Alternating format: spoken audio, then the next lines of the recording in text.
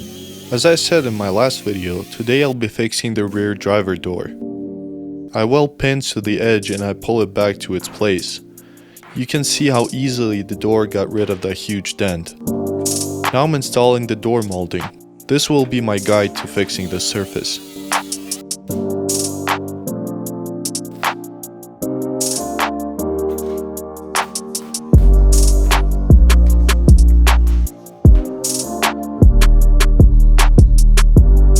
I'm done with the door and I'm putting everything back. The